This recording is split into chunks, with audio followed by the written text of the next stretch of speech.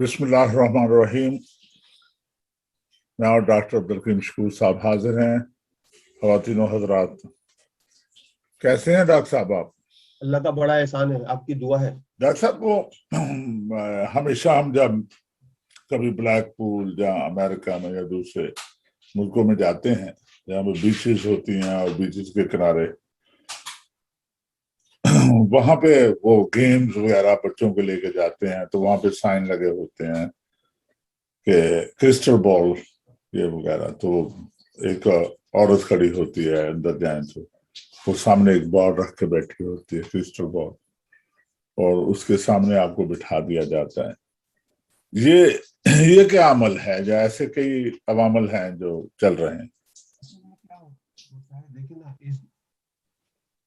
आप ये देखें, असल में होता क्या है कि अगर कोई चीज नजर नहीं आती ना, हाँ तो जी। तजस्सुस होता है।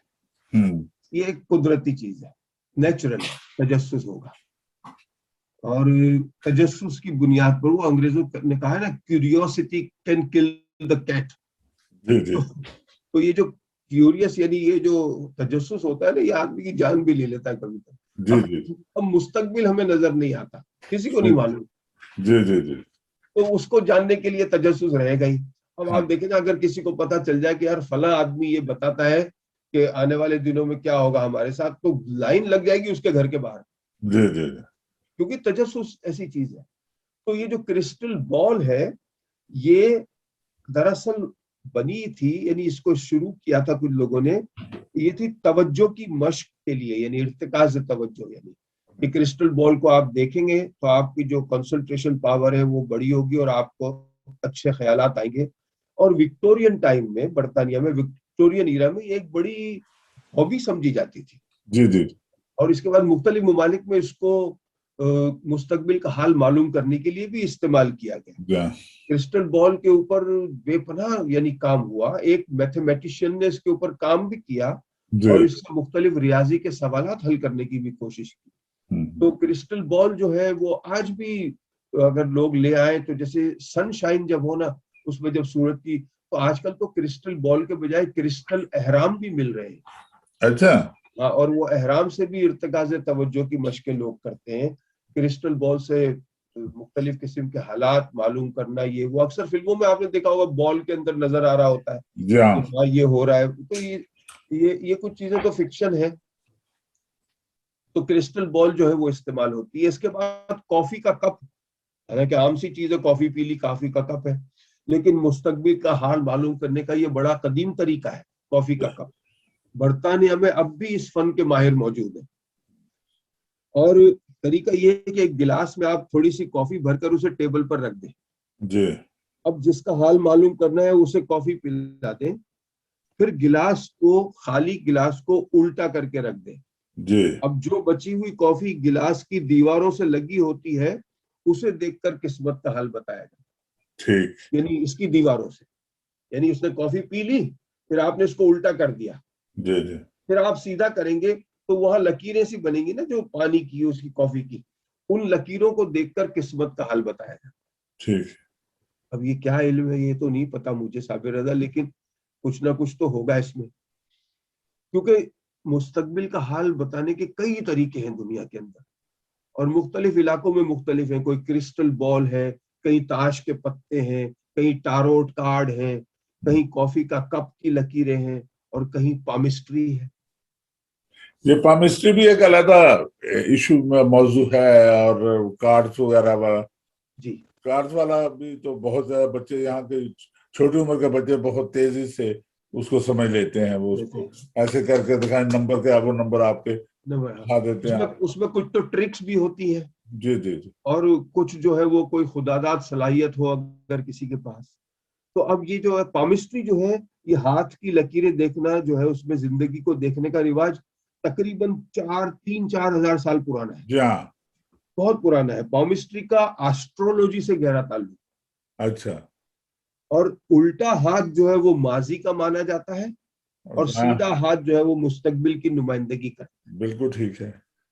हाथ देखना एक आर्ट है, हर कोई नहीं कर सकता।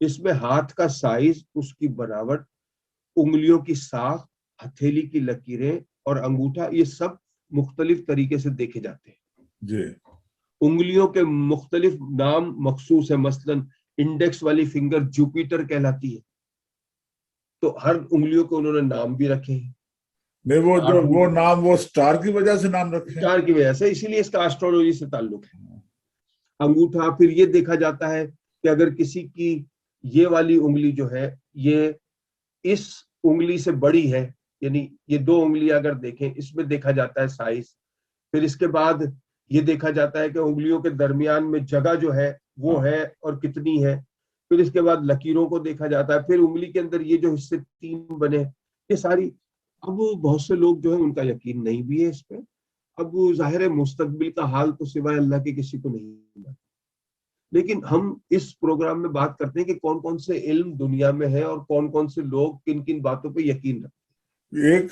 ڈاکٹر صاحب ایک ہوتا ہے علم جعفر جس کو بولتے ہیں وہ علم الاعداد ہے اچھا وہ علم الاعداد علم الاعداد ہوتا ہے تو یہ ایک جرمن سائیکولوجسٹ ہے جولیس اس نے اپنا کافی وقت بچوں کے ہاتھوں کو دیکھنے میں صرف کیا وہ بچوں کے ہاتھ دیکھتا تھا پھر اس نے ایک کتاب لکھی بچوں کے ہاتھ دی ہینڈز آف چلڈرن جس کا دیباچہ جو تھا وہ مشہور ماہر جو تھا سائیکولوجی کا فلسفر ینگ اس نے لکھا تھا اچھا اب بایولوجی کے جو ماہر ہیں جو بایولوجی ہے جو جس میں 2 چیزیں ہوتی ہیں zoology and botany botany plants کے حوالے سے ہوتی ہے زولوجی جو ہے وہ انسانی اور جانوروں کا جو جسم کے اندر جیسے ہڈیاں ہیں ہماری گوشت ہیں مسلز ہیں تو اس کا جو ماہر ہے اس بات کو ماننے پر مجبور ہے جو زولوجی کے کچھ جو ماہر کے بچے دماغی طور پر بالکل معذور پیدا ہوتے ہیں جنہیں منگول بھی کہا جاتا ہے لرننگ ڈسیبلٹی اچھا اچھا ان کی ہتھیلی بڑی ہوتی ہے اور اس میں دل اور دماغ کی ملی ہوئی ایک ہی لائن ہوتی ہے یعنی ان کا یہ کہنا ہے جو پامسٹری کے جو ماہر ہیں یعنی کہ یہ جو لکیر ہے نا ہتھیلی جب شروع ہوتی ہے تو جو سب سے اوپر والی جو لکیر ہے یہ دل کی لکیر ہے اس کے نیچے جو ہے یہ دماغ کی لکیر ہے اس کے نیچے جو ہے یہ لائف لائن ہے یہ 3 لائنیں ہوتی ہیں اب اچھا یہ سمجھ لینا ضروری ہے کہ لائف اور ایج اس میں فرق ہے یہ لائف کی لائن ہے عمر کی لائن نہیں ہے یہ زندگی کی لائن ہے زندگی کی لائن ہے عمر کی نہیں ہے کہ کسی کی لائن لمبی ہے تو اس کی عمر بڑی ہے ایسا نہیں ہے یہ لائف کی لائن کے اندر جو حالات ہوں گے وہ اس کی ساخت کے حساب سے وہ بتاتے ہیں ٹھیک دماغ کی لائن یہ بتائی جاتی ہے کہ جتنی زیادہ گہری اور بڑی ہوتی ہے اتنا ذہین ہوگا آدمی کی لائن یہ بتاتے ہیں کہ اگر یہ لائن آتے آتے اس انگلی میں چلی گئی ہے تو یہ بہت بڑا رومانی محبتوں والا آدمی ہے 4-5 شادیاں تو کرے گئی ٹھیک ہے یعنی یہ ان کا علم تو یعنی کہ آپ میں یہ صفت ہے یعنی میری تو لائن بہت ہی چھوٹی ہے یار تو باقی شادیاں تو آپ کی شادیاں تو پھر بھی آپ کی 4 ہو گئی بھائی ہم تو گزارے پہ ہیں نہیں 4 تو پھر بھی کی ہے آپ نے گزارا ہے اور خسارہ ہے تو بایولوجی کے ماہر یہ کہتے ہیں کہ جو لرننگ ڈسیبلٹی ہے ان کی ہتھیلی میں دل اور دماغ کی لائن ملی ہوئی ہوتی ہے شاید اب یہ میں نے دیکھا تو نہیں ہے کسی کا ہاتھ مگر دیکھوں گا تو پتہ چلے گا لندن میں مقیم تھے جناب میر بشیر ان کا نام پامسٹری کی دنیا میں سر فہرست آتا ہے میر بشیر کافی مشہور نام ہے اور انہوں نے اس موضوع پہ کتابیں بھی لکھی ہیں اور جس میں نہایت خوبصورتی سے انہوں نے ہاتھ کی لکیروں کو کھولا ہے اور بتایا ہے کہ کیا ہوتا ہے ایک شاہکار کتاب ہے صابر رضا میر بشیر پڑھنے کے لائق ہے برطانیہ میں اور بھی پامسٹ اس فن پر پریکٹس کرتے ہیں اور اگر آپ گوگل میں جائیں گے تو آپ کو مل جاتا ہے مگر جو میرا کہنا یہ ہے صابر رضا کہ ہاتھ کی لکیروں سے یعنی وہ یہ جس نے بھی یہ علم کی بنیاد ڈالی ہوگی اس نے یقیناً کوئی تجربہ تو کیا ہوگا اب اس نے یہ تجربہ کیا ہوگا مثال کے طور پر کہ اس نے 5000 لوگوں کے ہاتھوں کی لکیریں دیکھی اور ان کے پرنٹ لے لیے اور ہر انسان کی پوری زندگی کے حالات اس کے نیچے لکھے پھر اس نے ان 5000 لکیروں کے اور حالات کے حساب سے ایک علم مرتب کیا کہ اگر لکیر زندگی کی جن کی زندگی میں مسائل ہی مسائل تھے اس میں اس نے دیکھا کہ اس میں یا کئی ٹوٹ پھوٹ تھی، تو اس نے یہ کہہ دیا کہ جس لکیر آدمی کے ہاتھ کی لکیر میں ٹوٹ پھوٹ زیادہ ہے اس کو مسائل رہیں گے. لیکن یار سوال یہ ہے، یا اس نے یہ کہہ دیا کہ جو ذہین لوگ تھے ان کے دماغ کی لکیریں سب کی لمبی تھی. سوال یہ پیدا ہوتا ہے صابر رضا کہ کیا 5,000 لوگوں کی زندگی کے حالات دیکھ کر ہم پوری دنیا کے لوگوں کے حالات پر اس کو رکھ سکتے ہیں؟ نہیں رکھ سکتے. تو میرے نزدیک جو ہے یہ پامسٹری ذاتی طور پر میں اس کا قائل نہیں. ڈاکٹر صاحب ایک شعر ہے کہ ہم تو ہاتھوں کی لکیروں میں ہی الجھے رہ گئے، ہاں لوگ قسمت کو بدل لائے سمندر پار سے. یہ میرا شعر ہے. بالکل. تو یہ جو پامسٹری ہے یہ ایک علم ہے، ایز اے علم میں نے اس کو پڑھا ہے، اس کی کتابیں پڑھی ہیں، مگر اپنے نالج کے لیے یا شوق کے لیے.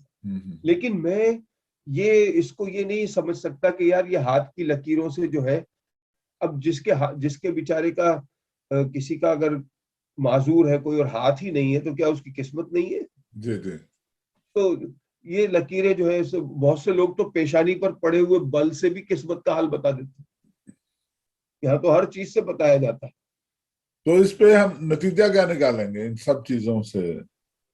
اس میں کوئی صاحب علم اچھی بات کرنے والے بھی موجود ہوں گے. وہی دیکھیں، اس میں بہت سے جو لوگ ہیں جیسے میر بشیر ہیں یا اور بہت سے انگریز رائٹر ہیں جنہوں نے اس علم پر کام کیا اور کتابیں لکھی ہیں، وہ پڑھنے لائق تو ہے ایز اے نالج. آپ اسے پڑھ سکتے ہیں. میں نے بھی پڑھی ہیں بہت سی کتابیں، اور اس میں نے یہی اندازہ لگایا کہ ہاتھوں کی مختلف لکیریں، اب جو لکیریں یہاں ہوتی ہیں اس سے وہ بتاتے ہیں کہ بتاتے ہیں سفر ہوگا، ٹراول ہوگا. اب ٹراول جو ہے آج کل کیسے آپ بتا سکتے ہیں لکیر سے؟ یار ٹراول اتنا آسان ہو گیا ہے. آپ آج سوچیں کہ مجھے جانا ہے پاکستان، آپ دوسرے دن چلے جائیں گے. اس میں کیا ہے ٹراول؟ آپ اسی دن 2 گھنٹے کے بعد جو 4 گھنٹے کے بعد فلائٹ جا رہی 6 گھنٹے کے بعد اس میں بیٹھ جائیں گے آپ. تو ٹراول تو اتنا آسان ہو گیا. تو ٹراول کی لکیر، سفر کی لکیر کوئی اہمیت نہیں رکھتی. پھر بہت سارے ایسے بھی لوگوں سے میں ملا جو بہت ہی ذہین لوگ تھے، اور اتفاق ہوا میں ان کا ہاتھ دیکھا. میں نے کہا ایسی شوقیہ مجھے ایک چیز دیکھنی ہے. ان کے دماغ کی لکیر بالکل چھوٹی تھی اور وہ کافی ذہین تھے. سیٹل تھے. تو بات یہ ہے کہ یہ ایز اے علم تو آپ اس کو دیکھ سکتے ہیں مگر وہ نہیں کر سکتے. اس کے بعد ایک چیز اس میں ڈاکٹر صاحب اس میں جو مذہبی حوالے سے ہمارا مذہب اس حوالے سے کیا کہتا ہے؟ ہمارا مذہب تو صاحب یہ کہتا ہے، دیکھیں صاحب رضا، سیدھی بات کہ غیب کا علم جو ہے وہ اللہ کو ہے. ہمیں نہیں ہے غیب کا علم. اس لیے ہمیں غیب پر ایمان لانا ہے نا. بھائی دیکھیں نا، اللہ کو ہم نے دیکھا نہیں ہے مگر ایمان لانا ہے. جنت کو ہم نے نہیں دیکھا، فرشتوں کو ہم نے نہیں دیکھا. ہم نے تو بہت کچھ نہیں دیکھا، جو دیکھا ہے وہ تو تھوڑا سا ہی ہے. تو جو غیب کا علم ہے نا، غیب سے ہی بنا ہے نا. غائب. میں تو کبھی کسی کو یہ بھی نہیں کہتا کہ یار وہ کہاں اتنے دن سے کہاں غائب ہو. میں نہیں کہتا اس کو. میں یہ کہتا ہوں کہ اتنے دن سے کہاں تھے. کیونکہ غائب آپ نہیں ہو سکتے نا. غائب نہیں ہے آپ، اس لیے کہ آپ اگر میرے سامنے نہیں ہے تو کسی جگہ تو موجود ہے نا. موجود ہے آپ. تو غائب آپ نہیں ہے. غائب تو وہ ہو جو کہیں بھی نہ ہو اور ہر جگہ ہو. ہر جگہ. واہ، وہ واحد ہے. تو غائب کا لفظ بھی میں استعمال نہیں کرتا. میں تو کسی کو یہ بھی نہیں کہتا کہ میں اکیلا ہوں، کیونکہ اکیلا یا تنہا کوئی ہے نہیں. آپ کے ساتھ اللہ ہے موجود، بالکل موجود. تو اپنے آپ کو اکیلا یا تنہا کہنا بھی میں نہیں سمجھتا مناسب ذاتی طور پہ. بالکل ٹھیک. اور شاعری میں، افسانے میں بات اس میں کرنے میں کہنا، استعمال کرنا ٹھیک ہے، لیکن اندر سے یہ سمجھنا کہ میں تنہا ہوں یہ میں نہیں کر سکتا. بالکل صحیح ہے. اور نہ غائب. تو یہ پامسٹری جو ہے یہ بتاتی ہے کہ بھئی آپ کا یہ ہوگا. دیکھیں نا، مستقبل کا حال خود جو بتانے والا ہے اسے کہاں پتا ہے؟ اسے بھی تو نہیں پتا ہے نا.